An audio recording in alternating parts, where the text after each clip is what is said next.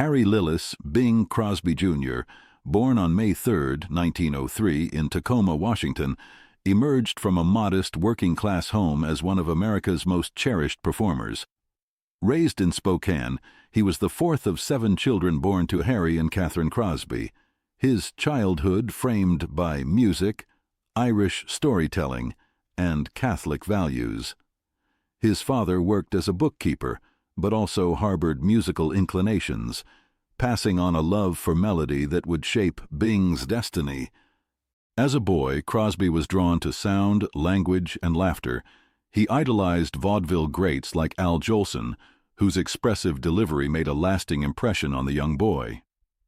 In 1917, while working a summer job at Spokane's auditorium, Crosby saw Jolson perform and stood transfixed, captivated by the singer's electric stage presence. Crosby's own journey in entertainment began not with singing, but with drumming. He joined a local musical group called the Musicalators in 1923, playing at local dances and on Spokane radio. Bing entered Gonzaga University to study law, but quickly realized his ambitions lay elsewhere. Alongside pianist Al Rinker, he journeyed to Los Angeles in 1925, chasing fame with a blend of blind ambition and raw talent. Their break came when they were discovered by Paul Whiteman, America's preeminent bandleader. Teamed with Harry Barris, they formed the Rhythm Boys, a trio that introduced a lighter, more swinging style of vocal harmony. Crosby's voice stood out, a mellow, conversational baritone that departed from the stage-hollering style of earlier crooners. The Rhythm Boys dazzled audiences across the country and appeared in the 1930 film King of Jazz. But by the early 1930s, Crosby outgrew the trio, embarking on a solo career that would redefine the possibilities of popular singing. His 1931 hit, Out of Nowhere, marked the beginning of his solo dominance. That same year, he launched a weekly radio show and signed contracts with Brunswick Records and CBS Radio. His voice seemed to reach inside the listener's own living room, an intimate, emotional connection that foreshadowed the modern singer-songwriter era. In 1934, Bing joined the newly formed Decca Records and helped transform it into a powerhouse. His relaxed phrasing and jazz-infused delivery influenced a generation of singers from Frank Sinatra to Perry Como. His musical approach borrowed from jazz, gospel, folk, and even country, drawing from a palette broader than most of his contemporaries. He recorded with Duke Ellington, sang spirituals, performed comedic novelty songs, and lent his voice to patriotic ballads during wartime. During World War II, his broadcasts and USO performances provided solace to soldiers stationed far from home. Crosby's 1942 rendition of Irving Berlin's White Christmas became emblematic of wartime longing. The song's sparse, melancholy quality stood out among the cheerier holiday fare, capturing the ache of absence and the yearning for peace. The record became a seasonal tradition, selling over 50 million copies worldwide and earning a place in American cultural history. Bing was said to have been humble about the song's popularity, once joking that even a jackdaw with a cleft palate could have sung it successfully. Simultaneously, Crosby built an extraordinary film career. He starred in over 70 feature films, charming audiences in musical comedies and dramas alike. His Academy Award-winning role as Father O'Malley in Going My Way, 1944, revealed a nuanced actor beneath the jovial entertainer. His sequel, The Bells of St. Mary's, 1945, earned him another nomination. Audiences loved his casual charisma, and he ruled the box office for years, particularly in his iconic Road 2 series alongside Bob Hope and Dorothy Lamour. These films, with their impromptu gags and exotic settings, showcased his gift for improvisation and chemistry with co-stars. He was among the first entertainers to truly grasp the commercial potential of cross-platform media. Frustrated with the constraints of live radio, he championed pre-recorded shows, becoming the first major star to embrace magnetic tape technology. He invested in the fledgling Ampex Corporation, which would go on to revolutionize the recording industry. Crosby's commitment to pre-recorded broadcasting gave rise to the laugh track, the edit-friendly radio format, and improved studio recordings. He recorded his shows at his convenience, splicing together the best takes, a method now standard practice. Crosby's business ventures matched his musical reach. He owned stakes in racehorses, oil fields, cattle ranches, and a substantial portion of the Pittsburgh Pirates baseball team.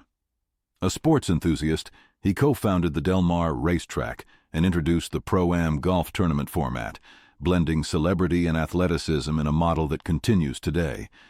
His annual Crosby Clam Bake at Pebble Beach turned into one of the PGA Tour's most celebrated events.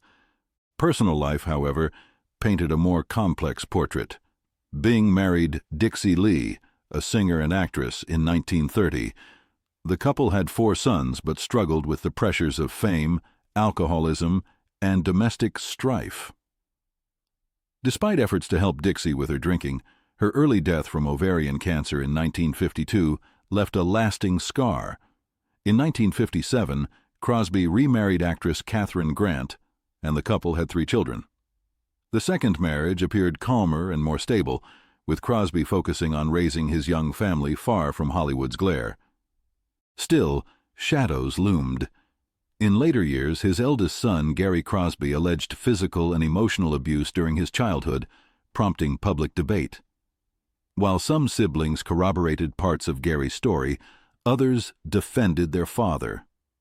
Biographers and family members continue to disagree on the extent of Bing's disciplinary methods, leaving an unresolved chapter in an otherwise storied life.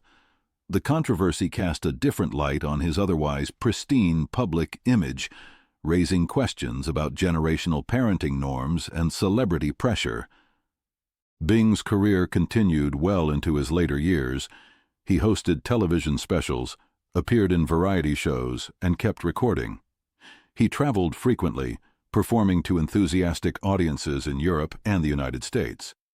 In 1977, while on tour in the United Kingdom, Crosby taped his final television special, which included an unlikely but poignant duet with David Bowie on Peace on Earth, Little Drummer Boy.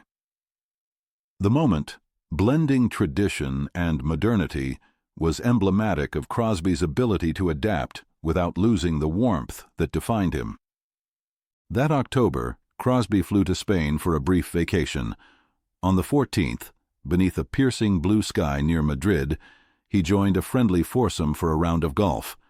The air was crisp, the fairways sunlit, the mood easy. As he approached the final hole, he appeared energized, joking with his companions, swinging freely. He holed his last putt with grace, turned to the group with a smile, and spoke his final words. "That was a great game of golf, fellas." Moments later, without warning, he collapsed. The laughter turned to panic as his body hit the grass, his iconic frame suddenly still. A massive heart attack had taken him, suddenly, definitively. He died as he had lived, dignified, understated, and in motion, doing something he loved. The silence that followed was deafening. Word traveled swiftly across oceans and airwaves. A giant had fallen. His passing at age 74 shocked fans across generations. Tributes poured in from all corners of the globe. Though controversies lingered, the affection and admiration for Bing Crosby as an artist remained unshaken. He had recorded more than 1,600 songs, sold hundreds of millions of records, and carved an unmistakable path through film, radio, and television. His career spanned vaudeville to color television, acoustic records to magnetic tape. More than a performer, Crosby helped usher American entertainment into the modern age. He possessed a gift for making his audience feel at ease, for translating melody into emotional experience. While his public image exuded ease and joy, the man behind the microphone bore contradictions: disciplinarian, innovator, romantic, businessman, crooner, patriarch. In every medium he touched, Crosby left traces of a deeply felt musical intelligence and entrepreneurial courage. Today, Bing Crosby's name evokes more than just a holiday jingle. It summons an era when song and sincerity mattered, when a baritone could soothe a nation. His recordings remain woven into American memory. His films still played in nostalgic reverie. The man who once crooned, "I'll be seeing you," continues, decades later, to be heard and remembered. He didn't merely adapt to the changing face of entertainment. He helped sculpt it, one velvet note at a time.